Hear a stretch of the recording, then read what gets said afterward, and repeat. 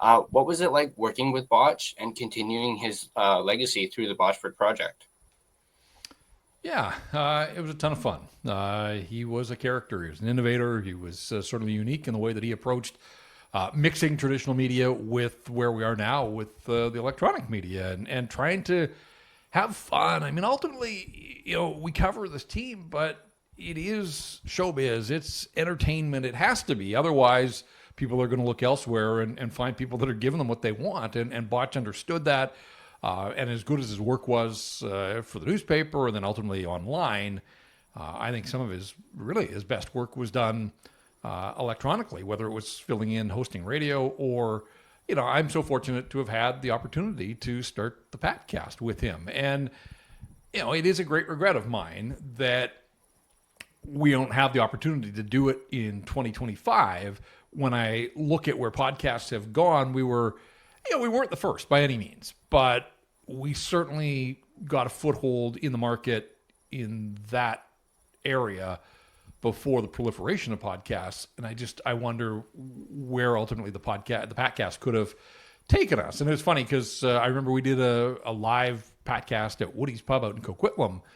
And a guy pulled us aside afterwards and said, like, I'm telling you now, this is going to be your meal ticket. Years from now, you guys are only going to do a podcast. That's it. And I, at the time, thanked him and kind of laughed a little bit. And now I look and, basically with Rink Wide and my hits on Scaris and Price and Canucks Convo and stuff, I mean, essentially I am a professional podcaster, which in many ways still kind of blows my mind.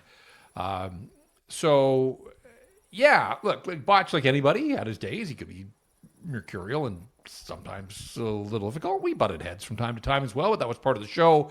The show was completely unfiltered. We never talked about, hey, let's do this and this and this. I cover the Canucks, he covered the Canucks. I always believe if two guys that do that for a living can't get in a room and just start hammering out Canuck conversation, maybe I can't use that trademark on the title, a Canucks discussion, how about that? And so it really was authentic in that sense that when we hit record, we had no plans.